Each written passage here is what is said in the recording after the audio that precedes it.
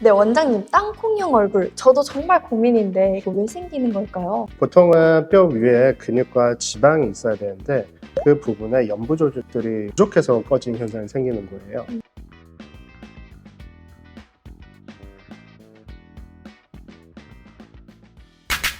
네, 안녕하세요. 여러분, 땅콩형 얼굴에 대해서 알고 계시나요?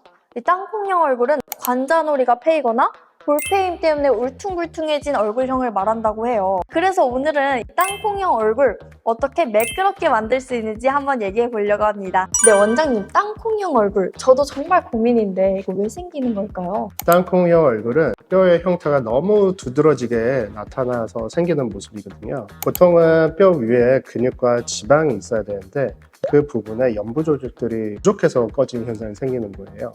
그럼 이 페인 부분 채우는 게 좋을까요? 아니면 리프팅으로 끌어올리는 게 좋을까요? 많은 환자분들이 오실 때 질문을 하는 문제거든요. 저 같은 경우에는 좀 꺼져 있거나 또는 심한 땅콩형 경우에는 우선은 채우는 게 1순위입니다. 네, 그 이후에 이제 리프팅을 하면 되는데 꺼진 부위를 볼륨을 넣는 경우에는 그 부피가 생기면서 얼굴에 당김이 생기고 리프팅이 또 생기거든요. 그래서 필러 자체만으로도 리프팅 효과가 있다라고 좀 이해를 하시면 좋을 것 같고요. 그래서 보통은 볼륨을 넣으면서 리프팅 효과까지 생기니 일석이조의 효과가 나타나고 이거를 보통 저희가 볼륨 리프팅이라고도 표현을 해요. 그러면 볼륨을 채우는 시술 어떤 게 있을까요? 볼륨을 채우는 시술에는 우선 첫 번째 필러가 있을 거고 네. 또 지방 이식, 최근에 들어서는 콜라겐 주사들이 있거든요. 그래서 콜라겐을 자극을 시켜서 볼륨이 생기는 그래서 이런 방법들이 있습니다. 그러면 필러를 채웠을 때 따로 장점이 있을까요?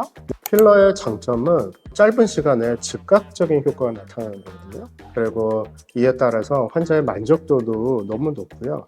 요즘에는 필러 입자가 고르게 나오기 때문에 시술만 잘 받으시면 예쁘게 페이셜 라인들이 정리가 됩니다.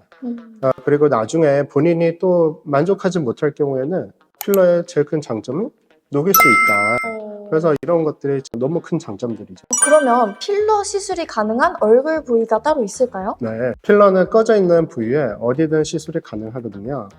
필러의 종류와 타입, 그리고 주입할 곳에 필러 선택을 잘 하시면 정말 어려 보이고 인상이 정말 좋아질 수가 있어요.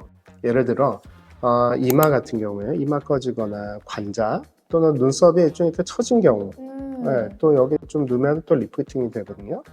최근 들어서 외국 환자분들이 좀 많이 오시는데 그분들 같은 경우는 이제 귓볼 쪽에도 하고 요즘에 또 정말 트렌드하게 입술 필러도 많이 하시잖아요. 그쵸, 그래서 그쵸. 이런 식으로 여러 부분에 좀 할 수가 있습니다. 이 필러를 넣었을 때 가장 적절한 몇 cc가 있을까요? 딱 정해진 양이 있는 것은 아니거든요. 환자의 얼굴형과 꺼짐 정도와 주입할 곳의 부위 그리고 본인이 원하는 얼굴 형태에 따라서 양이 또 달라집니다. 그래서 각 부위별로는 이제 대략 3에서 5cc 정도라고 생각하시면 좋고요. 꺼짐 범위가 또 중요하거든요. 그리고 막상 넣었을 때 조직의 긴장도 그리고 깊이 따라서 적응 양으로도 이렇게 올라오는 경우가 있고 또 그렇지 않은 경우가 있거든요. 그러면 저희가 이제 위치별로 이제 한번 이제 정리를 해봤는데요. 측두하고 관자 같은 경우는 한 2, 3cc 정도. 네. 그 역광대 아래, 저희가 땅콩형 얼굴 같은 경우는 관자와 광대 아래쪽이죠. 이 아래쪽 같은 경우는 한 2, 3cc 정도. 이 또한 개인차가 분명히 있기 때문에 시술 전에 원장님과 충분한 상담을 통해서 용량을 결정하시는 게 좋습니다. 네, 듣다 보니 저도 지금 당장 금손 원장님한테 가서 필러를 맞아야겠어요. 네. 혹시 이 필러 유지 기간이 따로 있을까요? 네, 유지 기간도 제품의 종류와 필러 타입이 되게 중요하거든요. 그리고 주입하려는 위치에 따라서 필러를 선택을 해야 되는데 필러의 선택을 했을 때 입자도 중요하거든요. 입자가 큰 입자들 같은 경우는 좀 유지 기간이 오래 가고 좀 짧은 입자들은 좀 상대적으로 좀 유지 기간이 좀 짧다 이렇게 이해를 하시면 좋을 것 같습니다. 혹시 이 시술 후에 많이 붓지는 않아요? 또 많은 분들이 시술할 때 걱정을 좀 하시거든요. 많이 멍이 생기냐, 붓기가 어떠냐, 또는 통증이 있는지 많이 물어보세요. 근데 정확하게 얼굴에 그 공간에다 넣게 되면은 뭐 멍이나 붓기나 이런 거는 없을 거거든요.